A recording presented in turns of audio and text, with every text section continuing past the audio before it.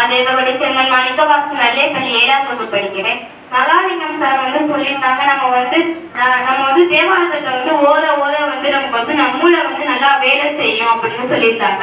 அதுக்கப்புறம் ஞாபக சக்தி நமக்கு அதிகரிக்கும் அப்படின்னு சொல்லியிருந்தாங்க. நமக்கு மன நிம்மதி கிடைக்கும். மாணவர்களுக்கு தேவையான 3மே நமக்கு கிடைக்கும். அதனால நம்ம நல்லா ஒரு விஷயத்த புரிஞ்சுக்க முடியும். அமைதியா நம்மளால சாந்தமான நிலையில இருக்க முடியும் அப்படின்னு சொல்லியிருக்காங்க.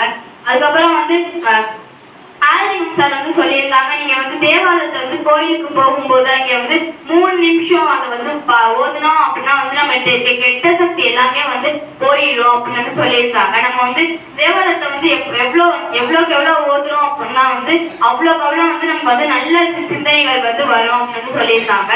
சார் சொன்ன மாதிரி நானும் தேவாலயம் திருவாசகம் எல்லாத்தையும் படிப்பேன். சார் சொன்னதுக்கு நன்றி சொல்லிக்கிறேன். வணக்கம். என் பேர் எம் தேவகோட்டை சேர்மன் மாணிக்கவாசன் நடுநிலைப்பள்ளி 7ஆம் வகுப்பு படிக்கிறேன். இன்னைக்கு எங்களுக்கு தேவாரம் திருவாசகம் எல்லாம் ஒப்பிக்கிற போட்டி நடந்துச்சு.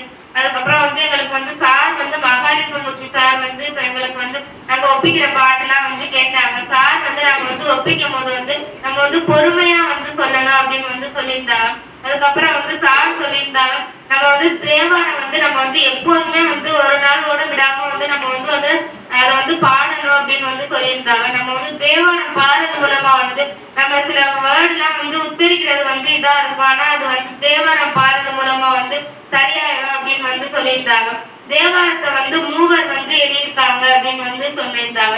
அதுக்கப்புறம் சார் சொல்லியிருந்தாங்க, நம்ம தேவாரம் பாட பாட நம்மள்கிட்ட இருக்க 8 விதமான நம்ம வளர விட செய்யாத கெட்ட சக்திகள்லாம் போயிடும் அப்படின்னு சொல்லியிருந்தாங்க.